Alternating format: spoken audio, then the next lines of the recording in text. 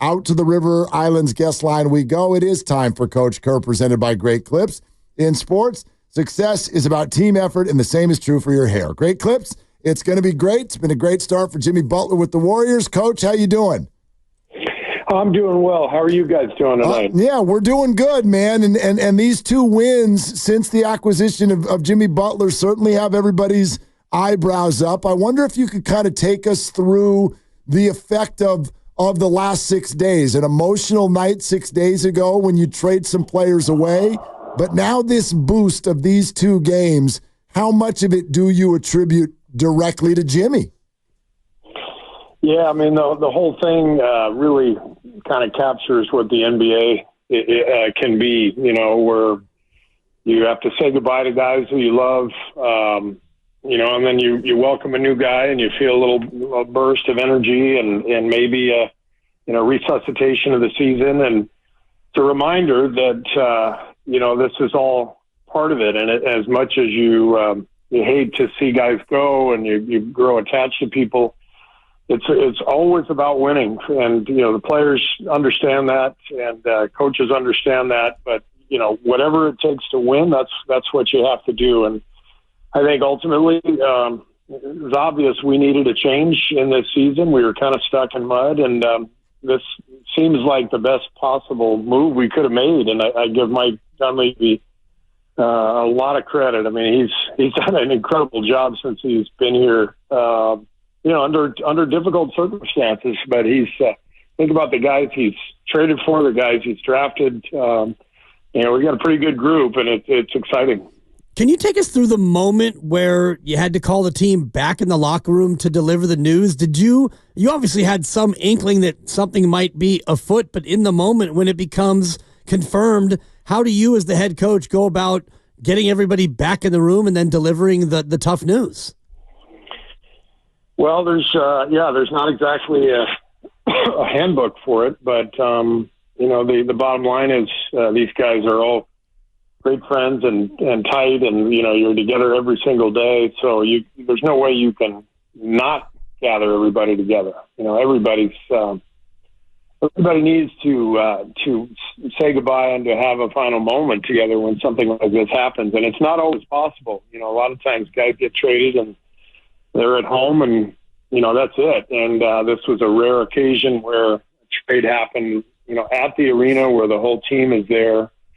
Happened one other time in my existence. That was when we traded Alec Burks and Glenn Robinson in Brooklyn right before a game about 6 years ago. And so it was, it's a strange moment, but it's one that I think you have to have with the group just to be able to express thanks and say goodbye. Coach, I have to admit then after the game, I was surprised to hear you say you've never even met Jimmy Butler. With all the dealings throughout the league, how is that possible? And then what were your first impressions? Yeah, I would say probably half the guys in the league I've actually shaken hands with and met. A lot of guys you just play against, but you don't really, you don't spend time with them. You don't really, say anything to them or vice versa. And so that was the case with Jimmy. Obviously, he's been in the East, for most of his career, so only played him a couple times a year, and there was just never a moment where we, even said hello. So it's a brand new relationship, but it's great timing. I mean, what I've learned in this league is everything is about timing for players, for organizations. When you get a guy, it's so crucial, and it feels like we're getting him at the right time for him and for us. Well, now that you've known him a long time, 5 days by my count, it's time for some sweeping judgment, Steve. What have you made so far of just working with Jimmy? I know it's a really, really small sample, but what has surprised you most about having Jimmy in the building? I don't know if anything has surprised me.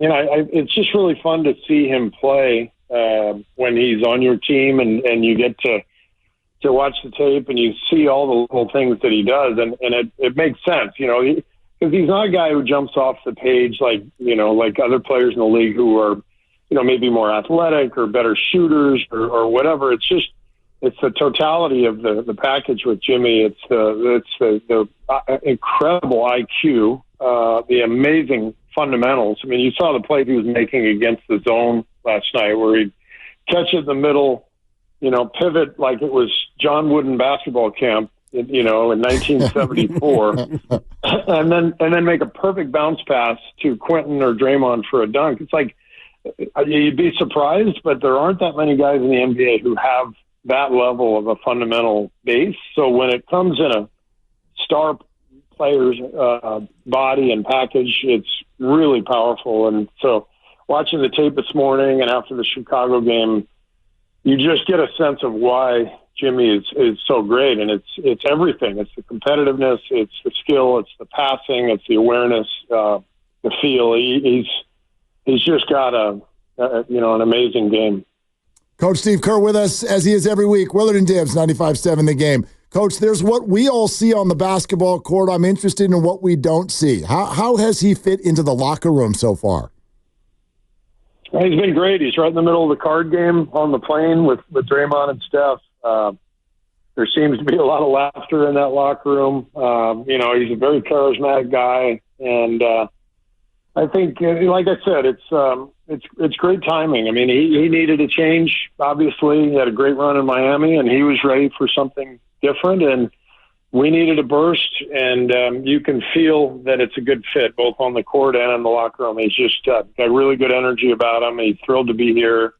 The guys are happy he's here, and there's a sense of confidence that he can really help us get where we want to go. Coach, I'm interested in this because we all know what was being said about Jimmy in Miami and everything that was going on there for the weeks leading up to this. And so that locker room fit, there was even a report at one point that you and Steph Curry were kind of curious about the locker room fit. With what we know about a big personality like that, to what level was that something you guys talked about and considered? Well, it's not nearly as big of a deal or as much of a thing as you think it might be. I mean, honestly, Steph and I do not have a huge role in this stuff. Mike is great about, checking in with us, letting us know, what he's thinking, what deals are potentially out there. But neither Steph nor I is dictating any of this stuff. And that's how it should be. I mean, I believe in the separation of church and state. I think it's really hard for a coach to make personnel moves or a star player to dictate them. There's a reason that it's a healthy separation. And so I think any of these conversations were, not nearly as extensive and as detailed as you might think. It was more, Mike touching base occasionally during the last couple of weeks and saying, hey, here's what we're working on, and that's about it. And here he is, and it seems to me to be a great fit after 2 games, but how does it change the way you go about playing from a pace and tempo standpoint and maybe less of a reliance on the three-point shot? When you look at it through 2 games, how does it change the way you go about playing?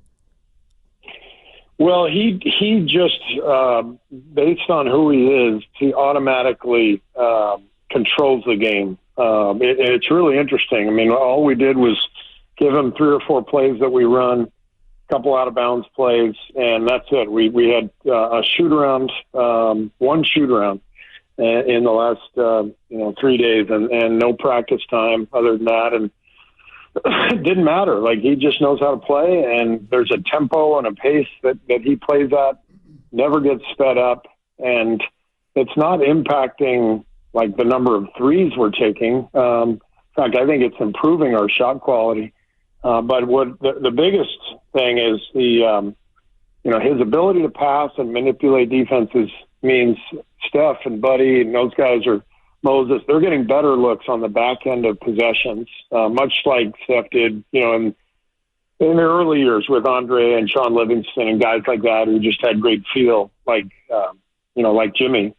So the possessions seem cleaner, and then the ability to get to the line, which is something we frankly never had since I've been here.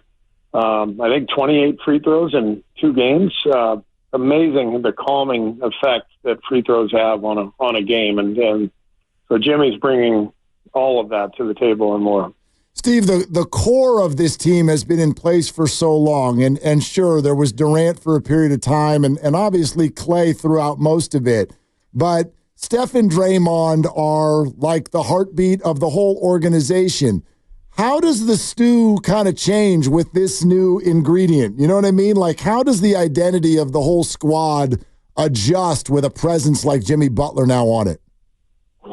I think it's interesting just, being a part of a team, year after year, and you see the subtle shifts in the psychology, the emotion, the confidence. Some of it is based on the roster itself. Some of it is based on the rest of the league, where the league is and how other teams are doing. And so I just think we had gotten to a point, that really this year where we didn't have the whatever it is.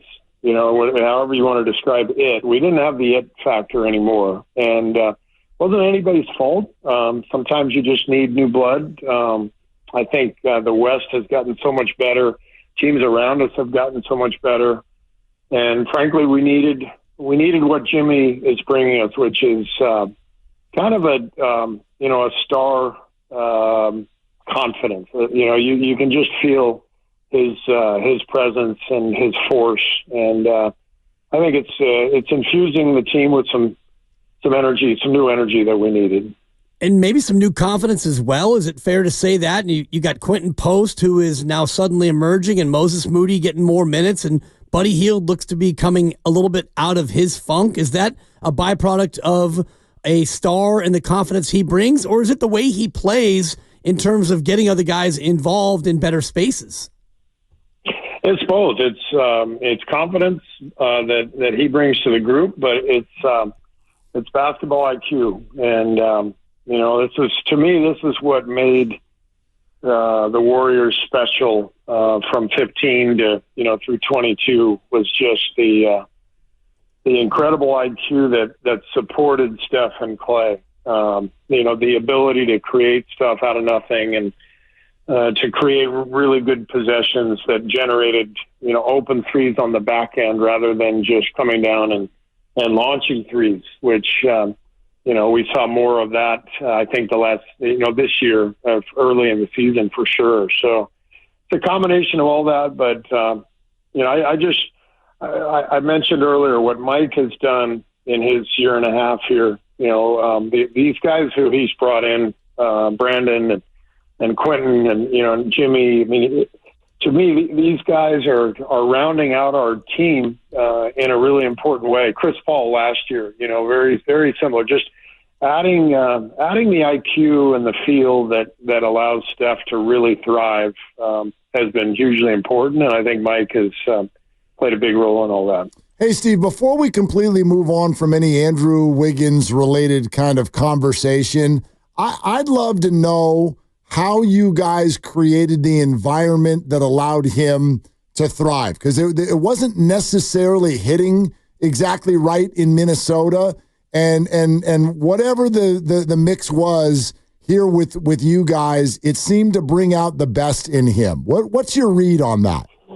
I just think Steph Curry brings the best out in everyone around him, coaches, players. I think the organization that we've built, that Bob Myers built, that Joe Lacob has built, we have amazing people. Rick Celebrini is a great example of someone who helps set the culture, and we got a lot of really good people who create a healthy environment for players to really thrive in. But it all comes back to Steph. This guy is such a special player, such a special human being. He embraces everybody. So to me, Steph brings out the best in his teammates, and I think he brought out the best in Wiggs and gave him, the space and the confidence to be himself, but also to fit in with what we did. And then Wiggs was exactly what we needed, at that time, transitioning away from Kevin Durant, Andre Iguodala, Sean Livingston. We desperately needed Wiggs' length and athleticism, defense, ability to attack. And I will never forget Wiggs, what an incredible teammate he was, human being. And of course the 22 championship, which, we don't win without him. What a great guy to coach, a wonderful person to be around every day, and we're going to miss Wiggs.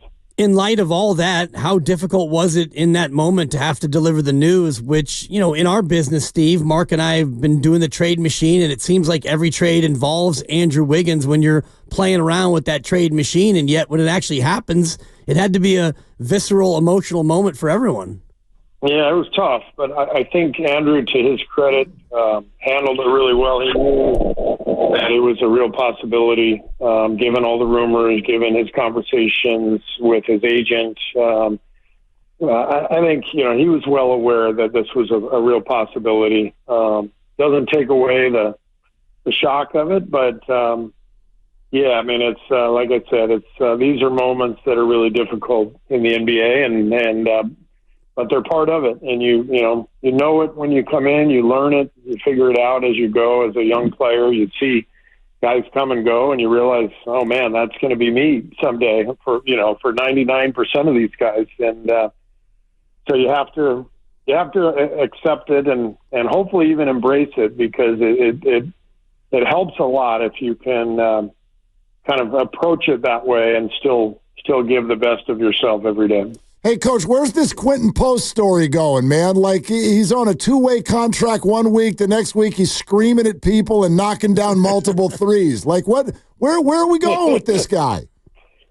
Pretty impressive, isn't it? The guy was a 51st pick, and it's funny because after the fact, it's always easy to say, well, man, he should have been picked a lot higher, But I think what was overlooked was just his toughness and his, I call it play speed. I think I read that expression when I was reading about Puka Nacua last year when the Rams drafted him, and I was, I love football, I love this stuff, and the Rams were talking about, he only ran a 4.6, but he looked way faster on tape. And when you watch Quinton, your first instinct, well, big 7-foot white guy is not going to be that quick, but he plays fast. Like he's so demonstrative with what he does because he sees the game. He processes things really quickly. So, he makes the pass quickly. He makes the rotation quickly. He rolls quickly.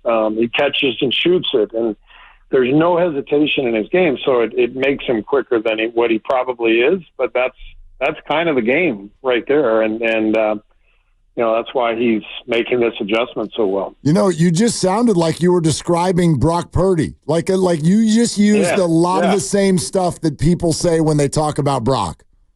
Totally agree. That's a really good comp in that regard. Is there's different kinds of athleticism. There's the run and jump stuff, but there's the processing stuff. Patrick Mahomes, has it. Tom Brady obviously had like incredible processing skills, and so the quarterbacking stuff, I'm sure that's a big part of that. But I think it's a big part of any athlete in a team sport where you have to make decisions quickly. How fast can you process the game? Quinton can process it really quickly, and he happens to be a skilled passer and shooter. So this thing looks like it's got staying power. So, Steve, he's certainly worked his way into your lineup now, and I'm not going to ask you about a lineup 5, 6, 7 games from now, but I am curious about this. Like, what do you foresee when Jonathan Kuminga comes back from this perspective? Like, how were you feeling before he got hurt about how he was handling the role off the bench in those particular minutes?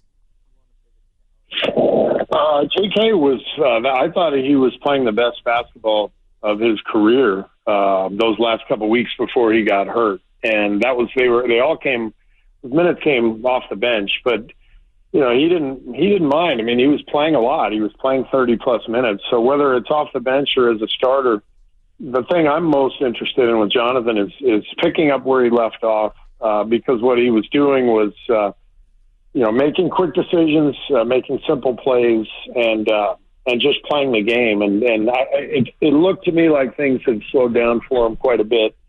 And that's when guys can really start to blossom, when they see the game more clearly. And that's what I'm excited about, getting JK back whenever it is in a couple weeks, hopefully. I can't wait to get him back out there. little bit of a different look going to Dallas in the game tomorrow. No Kuminga for you. They've got Clay. They don't have Luka. You've got Jimmy Butler. It seems like a year ago all of this would have been nonsensical, but you look at this Dallas team and where they are and how your team is playing. Are you getting a sense of urgency knowing that, you've openly said you need to climb up to the 6 if possible? Well, we'd like to. That's the goal. It's going to be difficult, but obviously, shoot for 6, get as high up as you can. Just having been in the play-in a couple of times, I can tell you 7 or 8 is way better, getting 2 cracks than 9 or 10 and just getting 1. You got to win two straight. That's a tougher proposition. So we're trying to climb the ladder, and we know that the only way to do that is by being rock solid. We got to get lucky with our health. But the good news is Jimmy's a great fit. We got a lot of guys who are playing well, and we've got a chance here to build some momentum. So, yeah, two big games coming before the break. Coach, you're in Dallas, and I know you're well aware that fan base is going through it right now after that trade and feeling some frustration. There's even been some very unfortunate behavior, death threats toward Nico Harrison, et cetera. I wonder what your sense is of that, and if you can compare it to anything else that you've experienced in NBA life, maybe even all of the Krause and Reinsdorf stuff back in the day. Like, what's your thought on this? Well, yeah, I mean, it's tough. When I was GM in Phoenix, I got death threats after the Shaq trade. We traded Sean Marion for Shaq, and I got some death threats via email. And, you sort of know deep down, like, nobody's really going to try to kill you over a basketball trade, but it's really disconcerting at the same time, to have somebody threaten your life. So I really feel for Nico and it's terrible behavior. It's sort of modern society, modern life, the way we live with social media, with, it sort of gives everybody, this free reign to write whatever they want when they clearly wouldn't say something like that to another person's face. But it's all, it's all part of modern life, and it's really sad. And I feel terrible for Nico, and hopefully, this doesn't last too long. To take it to a lighter subject, what does the 1997 three-point shootout champion say to Buddy Hield before this weekend? You don't say anything ever to Buddy Hield. You just hand him the ball and you let it rip. So I got no advice for Buddy. You don't ever talk to Buddy Hield, Coach? I never talk to him about shooting. I talk to him about everything else. But you don't say anything about shooting. This guy he puts up more shots than anybody, including Steph. By the way, we have this we have this tracking stuff in our facility where that we can look at every single practice attempt from our guys and know how many they made, how many they attempted in the last month. This guy shoots more shots than anybody, I think, probably in the history of the planet. It's incredible. He loves to shoot so much. He's in the gym all the time, just firing away. It's beautiful to watch him shoot. And he's one of those guys who's you just kind of want to leave alone and let him rip. And I think he's going to do great for that reason. He's not going to think a whole lot. He's just going to get out there and shoot 25 of them and see what happens. Okay. Well, Coach, if you don't want to say anything about Buddy, do you want to say anything real quick about this new All-Star format, what you think about it? Yeah, I have not thought one bit about it, and nor will I think one bit about it when I go to San Diego next weekend and play golf. Where are you playing, Coach? I live in San Diego in the off season. It's kind of our home base, and so I play right there in Rancho Santa Fe, nearby where we live, and it's really a great course. And I got good friends who are there, and so I'll get out a couple times and get away. It'll be nice. Okay, Coach. 2 wins in a row. 2 more would be real nice. Good luck rest of the week. Enjoy that golf course, and we'll talk to you next week. All right. Sounds good, guys. Thanks. Okay, there he goes. That is Coach Kerr.